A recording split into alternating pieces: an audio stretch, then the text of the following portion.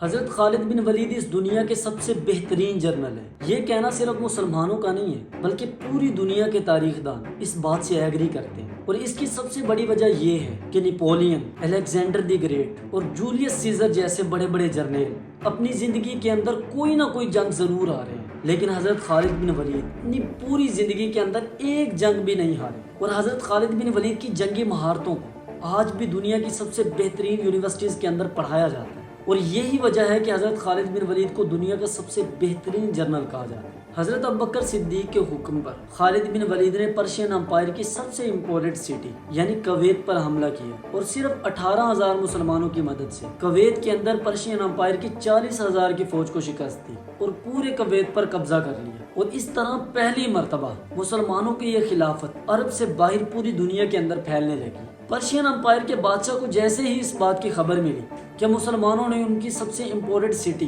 یعنی کویت کو فتح کر لیا، تو پرشین امپائر کے بادشاہ نے ایک 40,000 کا لشکر تیار کر کے مسلمانوں کی طرف روانہ کیا۔ لیکن حضرت خالد بن ولید نے جیسے ہی اس سٹی کو فتح کیا تو اس پوری سٹی کے اندر اپنے جاسوسوں کو پھیلا دیا کہ کہیں پہ کوئی بھی ہلچل ہو تو اس کی خبر ہمیں سب سے پہلے ہونی چاہیے۔ اور حضرت خالد بن ولید کے جاسوسوں نے جیسے ہی اس بات کی اطلاع دی کہ پرشین امپائر کا 40,000 کا لشکر مسلمانوں کی طرف بڑھ رہا ہے، تو حضرت خالد بن ولید مسلمانوں کا 17,000 کا لشکر لے کر کویت سے باہر ابواللہ کی طرف روانہ ہوئے۔ ابواللہ عراق کی ایک سٹی تھی، اور مسلمانوں اور پرشین امپائر کا یہ دوسرا لشکر ابواللہ سٹی کے اندر ایک دوسرے کے آمنے سامنے ہوئے۔ پرشین امپائر کے لشکر سے سب سے پہلے ان کا جنرل باہر آیا اور اس نے مسلمانوں کے جنرل کو للکارا، لیکن ایک عام صحابہ کرام آگے گیا اور انہوں نے پرشین امپائر کے اس جنرل کو بالکل ختم کر دیا، اور جیسے ہی یہ جنرل قتل ہوا مسلمانوں اور پرشین امپائر کے درمیان ایک زبردست جنگ سٹارٹ ہو گئی۔ کچھ ٹائم یہ جنگ چلتی رہی کیونکہ مسلمانوں کی فوج کی تعداد بہت کم تھی، اس لیے بہت سارے صحابہ کرام شہید ہونا شروع ہو گئے،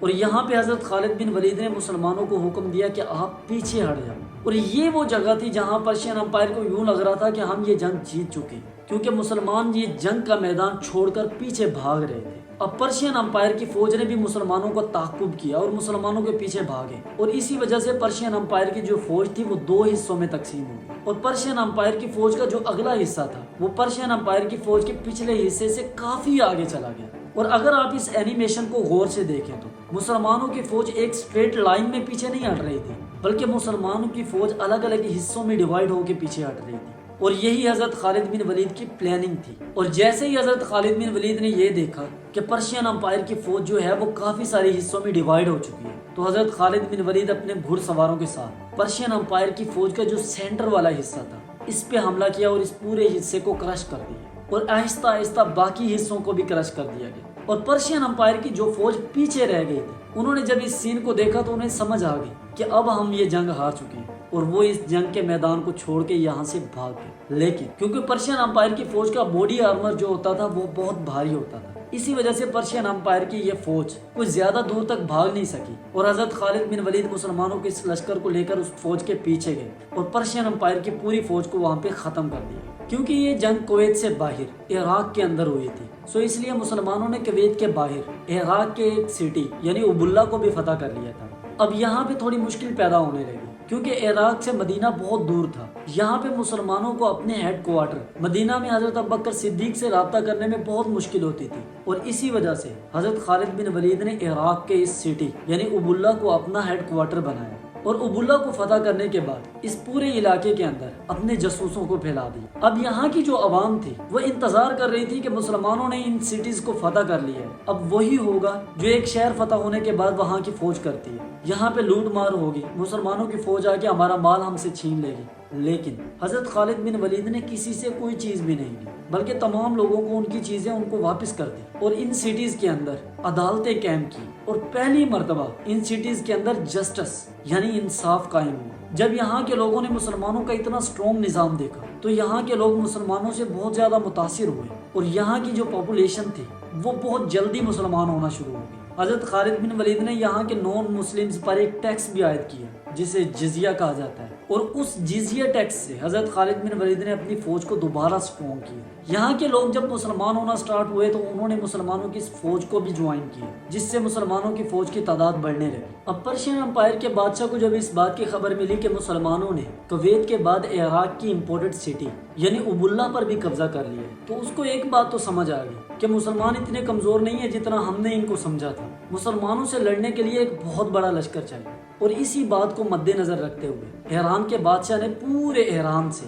2 بڑی فوجیں جمع کی، اور ان دونوں فوجوں کو عراق کی ایک بہت بڑی سٹی یعنی ولاجہ کے اندر یونائٹ ہونے کا حکم دیا، اور یہاں یونائٹ ہو کے مسلمانوں سے جا کے جنگ کرنے کا حکم دیا۔ حضرت خالد بن ولید کے جاسوسوں نے جب اس بات کی اطلاع دی تو حضرت خالد بن ولید نے سوچا کہ ان دونوں فوجوں کو یونائٹ نہیں ہونے دینا۔ اگر یہ دونوں فوجیں یہاں ولاجہ کے اندر آ کے یونائٹ ہو جاتی ہیں یعنی جمع ہو جاتی ہیں تو ایران کی اس فوج کو ہرانا مشکل ہو جائے گا۔ اسی وجہ سے حضرت خالد بن ولید نے ایک پلان بنایا کہ یہ دونوں فوجیں یہ ایران کی ایسی شہروں سے ہو کے آ رہی ہیں جو زرخیز خطے ہیں، اور اگر ہم عراق کے اس ڈیزرٹ کے اندر سے جائیں گے تو ہم ان سے پہلے ولاجہ کے اندر پہنچ سکتے ہیں۔ تو حضرت خالد بن ولید نے بالکل اسی طرح کیا، مسلمانوں کے اس لشکر کو لے کر عراق کے اس ڈیزرٹ سے ہوتے ہوئے پرشین امپائر کے ان لشکر سے پہلے مسلمانوں کی یہ فوج جو تھی ولاجہ کے اندر پہنچ گئی، اور ولاجہ کے اندر پرشین امپائر کا یہ لشکر اور مسلمانوں کا لشکر ایک مرتبہ پھر آمنے سامنے ہوا۔ یہاں پرشین امپائر کے جنرل نے جب مسلمانوں کا یہ لشکر دیکھا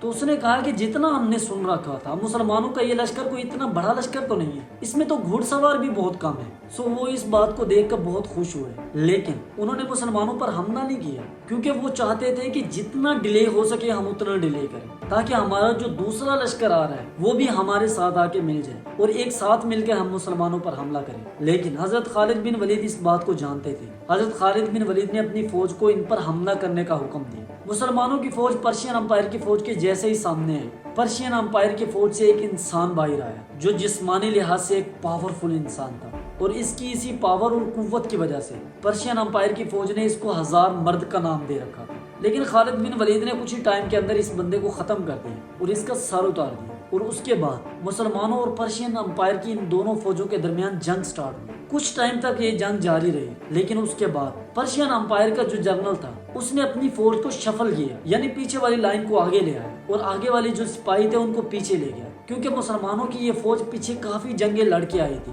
اور یہاں پہ کافی ٹائم سے لڑ رہی تھی، اس لیے مسلمانوں کی فوج میں اب اتنی ہمت نہیں تھی کہ یہ دوبارہ ان نیو آنے والی سپاہیوں سے لڑ سکے، اور اسی وجہ سے یہاں پہ بہت سارے صحابہ کرام شہید ہونے لگے۔ اور اسی بات کو مد نظر رکھتے ہوئے حضرت خالد بن ولید نے مسلمانوں کی فوج کو حکم دیا کہ آپ لوگ پیچھے ہٹ جاؤ، اور یہاں ایک مرتبہ پھر مسلمانوں کی فوج پیچھے ہٹنے لگی، اور یہاں پہ پرشین امپائر کی فوج کو دوبارہ لگ رہا تھا کہ مسلمانوں کی فوج جو ہے وہ جنگ کا میدان چھوڑ کے بھاگ رہی ہے اور مسلمان یہ جنگ ہار چکے۔ اور اگر آپ اس اینیمیشن کو غور سے دیکھیں تو مسلمانوں کی فوج ایک مرتبہ پھر ایک سٹریٹ لائن میں پیچھے نہیں ہٹ رہی تھی، بلکہ مسلمانوں کی فوج مڈ سے پیچھے ہٹ رہی تھی اور ایک سرکل کا شیپ لے رہی تھی، اور پرشین امپائر کو اسی بات کی سمجھ نہیں آئی، اور پرشین امپائر کا پورا لشکر مسلمانوں کی اس سرکل کے سینٹر میں آ گیا۔ اور حضرت خالد بن ولید نے جیسے ہی دیکھا کہ پرشین امپائر کی پوری فوج یہاں سینٹر میں آ چکی ہے، اور حضرت خالد بن ولید نے وہاں پہ ایک اشارہ دیا، اور پرشین امپائر کی فوج کے پیچھے جو پہاڑ تھے ان سے 4000 گھوڑ سوار نکلے۔ آپ کو یاد ہوگا پرشین امپائر کے جنرل نے جیسے ہی مسلمانوں کی فوج دیکھی